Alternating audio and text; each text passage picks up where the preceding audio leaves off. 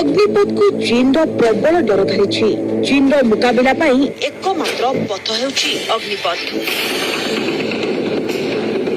आमे कहूचंती सामरिक विशेषज्ञ चीन आक्रमणात्मक आभिमुख्य लगी अग्निपथ योजना एकमात्र पथ बोली युद्धनीति विशेषज्ञ माने स्पष्ट कहते। भारत सेना एवं चीन सेना मुहामुही अवस्था थी चीन सबू चाल पंड करुछंती भारतीय सेना। प्राय 2 वर्ष है पूर्व लदाख अंचल 10,000 रु 15,000 फुट उच्चतार भारत चीन सेना मुहामुही स्थिति अच्छी। 1597 किलोमीटर दीर्घ वास्तव नियंत्रण रेखार चीन सेनार सबू चाल को पंड करुछंती प्राय 40,000 भारतीय सैनिक। भारतीय सेना पार्वतीय उच्चतार पहाड़ श्रेणी में नियोजित था बेले चीन सेना अछंती तीर्थकीय माणभूमि अंचल जहाँ अपेक्षाकृत सुविधाजनक स्थिति चले। तेणु प्रति 3 मासरे थरे भारतीय सैन्य को परिवर्तन करने पड़े कारण शत्रु सेनार निरंतर चाप भितर एभली प्रतिकूल परिवेश रे अधिक दिन रहिले आम सेनार शारीरिक और मानसिक बड़ ह्रास पाई थाए।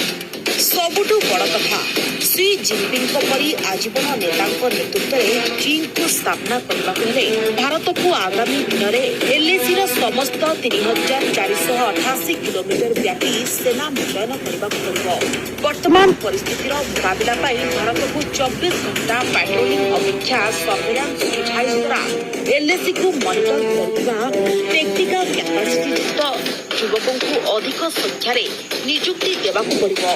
चीन को मात देबाकू मोदी सरकार अग्निपथ योजना ही एकमात्र अस्त्र।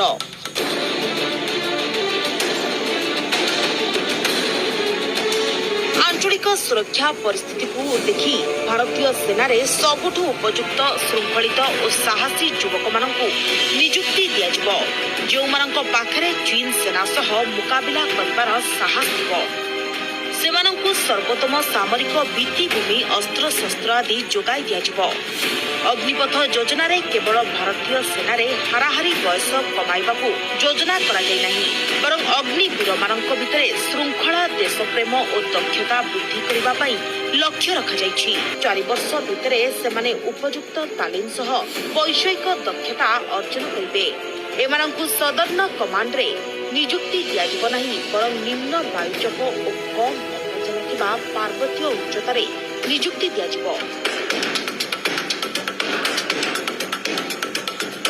वर्तमान मोदी सरकार अग्निपथ योजना घोषणा करू बिहार और तेलंगाना समेत देशर अनेक अंचल विरोध कर पोड़ा जला आरंभ हो एपरी पोड़ा जला करुवा युवक माने केबे हेले भारतीय सेनार श्रृंखला मानि चली परिबे नाही एवं चाइनीज ड्रोन बा रॉकेट और क्षेपणास्त्र आक्रमण हेले युद्ध क्षेत्र छाड़ी पलायन करिबे बोली केतेक सामरिक विशेषज्ञ मत रखिछन्ति। ब्यूरो रिपोर्ट और